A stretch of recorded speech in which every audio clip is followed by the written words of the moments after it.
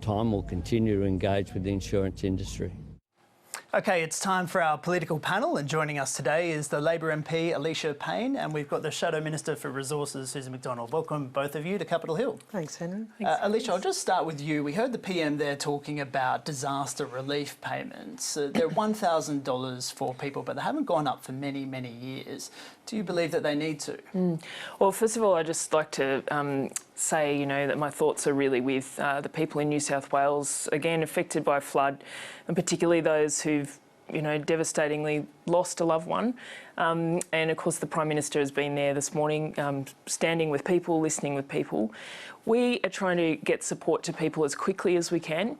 And as the Prime Minister has said, we're providing support to both businesses and to individuals. So yes, it is $1,000 for an individual and $400 for any children that they have. And, it is a really tough time for all Australians at the moment with costs of living, and particularly those in, facing a natural disaster. But, we're trying to get people support and support them as much as we can at the moment. The Australian Council of Social Services says that it's been at this rate since 2006. Of course, we have inflation hitting almost 8% before the end of the year. Is this something that you want to see the government consider quite seriously? Well, I think these disasters are still unfolding. Like, we have still, the flood peak is still moving through, and we've not seen the full extent yet. And obviously this is something that the government's taking very seriously, listening to people on the ground in those affected areas, and, providing as much support as we can. Okay, Susan McDonald, we heard that announcement there from the PM, these grants of $50,000 for small businesses. $25,000 of that can be expedited, with the rest coming with paperwork. Is this welcome, supporting small business? Well, it absolutely is. And unfortunately, Australia has a huge amount of experience in supporting Australians through natural disasters. In my part of the world, in the northwest Queensland, when we had the floods in 2019 and then into Townsville, it really became the blueprint of how to very quickly mobilise and provide services and support and financial assistance to Australians. And I'm pleased to see that this is a program that is continued by this government. This is above politics. These people are desperate, and we need to be getting them assistance as soon as possible. And what about that disaster payment for individuals, the $1,000, not increased in the last couple of years when the Coalition were in power? Do you think it's worth revisiting that now with inflation high? Well, I'm sure that the Minister will be looking at that. We'll be getting plenty of feedback on whether or not that is the right amount of money to be paying, because it does have to get families back on their feet. It's got to pay immediate bills, ensure that they have food and able to pay their mobile phone bill or whatever it is that most urgently assists them during this time.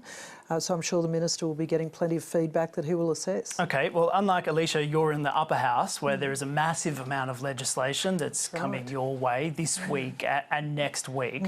What's your view on extending sitting days or potentially having another week? Do you think that's necessary to try and get through everything that's before the Senate? Well, I think it absolutely is necessary. I am really concerned to see the amount of legislation that's been put forward. It has been recommended by the government that a large amount of it will be guillotined. This is bad government. This is bad process.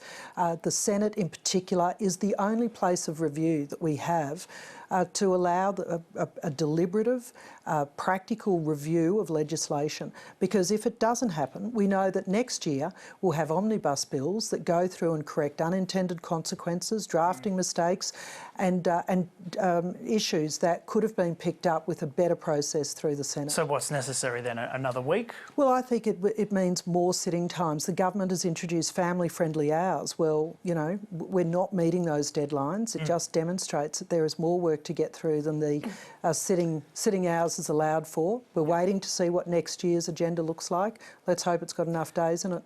Alicia, there's clearly a massive amount of legislation to go through. Something that's quite important that you've spoken a lot about is territory rights. Are you worried that there's not going to be enough time set aside for this, given that we've got industrial relations, we've also got a National Anti-Corruption Commission bill as well? No, well, we are a government that is not wasting a second, and we are trying to get through an ambitious agenda of many things that are addressing the needs of the Australian people right now.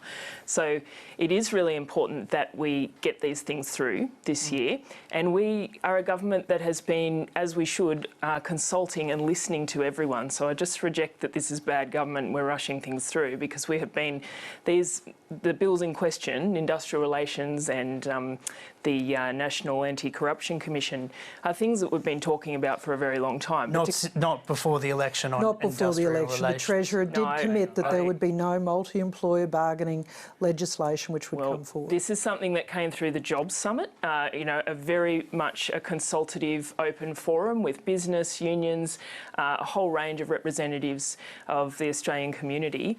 There have been submissions, there have been a lot of discussion on that. But to come back to territory rights, we have been, I know this is something that is very much among those important things that we want to address in these last final weeks.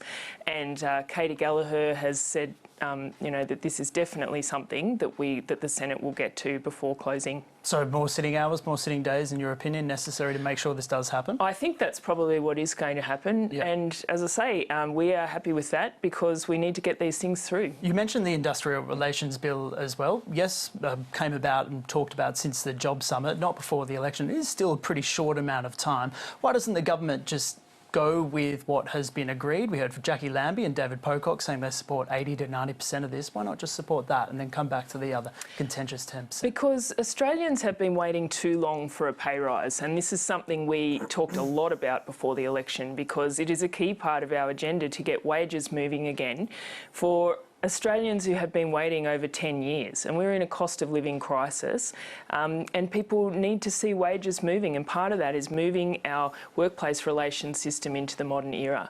So I don't want to go back to my community and say that we have to wait because we can't work this out now. This is something that, as I say, as we should, we have been listening, we have been having constructive conversations with business, with unions, with the Senate. And I think it is something that we should be able to get through because people have been waiting long enough. Susan McDonald, do you accept that wages have been low for so long and that there is an argument that this is necessary as a package to try and boost that up? Well, no, I don't accept that because what I'm hearing right across Australia is the massive workforce shortage means that people are being paid 15, 30% more. I know my ex-industry of butcher shops, they're certainly seeing that. It will add to the cost of living. But it is important that people are paid appropriately, but there is a real shortage of workers. And I think this is the wrong time to be introducing legislation that Hawke and Keating got rid of because it did lead to more industrial relations, more strikes. The mining industry is predicting up to 33,000 job losses from a very well-paid sector. We're going to see the sort of industrial relations disputes that capture small business, medium-sized business, when they're caught up in the argy-bargy between unions and the big employers. Well, certainly the unions, for their part, would contest that this is about strike action. But do you think there is some concession here? Perhaps if the definition of a small business was boosted up, I think there's some talk of it going up to 100 staff. Is that something you consider? Well, the reality is that once you start having action amongst the big employers, when there is a workforce shortage, it will flow through to all workplaces. Regional universities are incredibly concerned that they will be caught up in actions on the sandstone universities and the city universities. It will put upward pressure on them to compete in an environment that they can't compete in.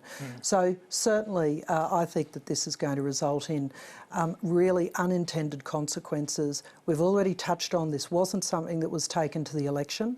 I did not hear this come out of the Jobs and Skills Summit, and certainly COSBOA and employers that I speak to are speaking very strongly against this legislation. I think the ACTU had been speaking about this for some time, even when the coalition were in power as well. But I take your point on the election. That's something that we've discussed already.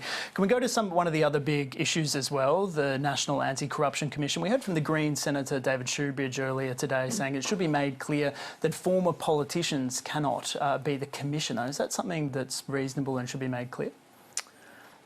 Look, honestly, that's not my understanding of the model that we've proposed. My understanding is that any person who is seen to be, aiming to compromise members of parliament is within scope of the commission. Yeah. Okay. That's my understanding. And I'll get your perspective on this as well just before we go. Do you believe that the coalition is going to swing behind this and support it? We heard from Bridget Archer yesterday, who's confident that the party will. Is that your understanding as well? I think the leadership team has been clear that this has got bipartisan support so long as there are appropriate checks and balances. We know that in South Australia there had to be bipartisan agreement to come back and amend parts of that legislation. We're very keen that people who come before the committee are given appropriate protections. They're allowed to have support people, that they're allowed to see transcripts of their evidence. And we're also keen that there be bipartisan appointment of the commissioners. I think that is fair and reasonable, and with those kind of protections in place, then I think we'll see that go through. Alicia, will this be done by the end of the year?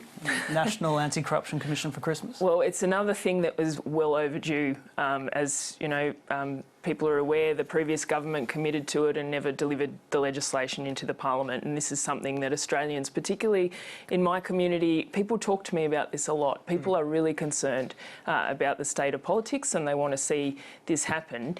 And this is a piece of legislation that we want to see all members of parliament support. And we have been consultative. We have put that inquiry into it in the Senate with bipartisan membership, which we have today accepted all the amendments recommended, universally by that bipartisan committee. Well, it sounds like you might get that bipartisan support as well. But we'll leave it there for now. Susan McDonald, Alicia Payne, thank you very much for joining Capitol Hill. Thanks for having us. Henry. Okay.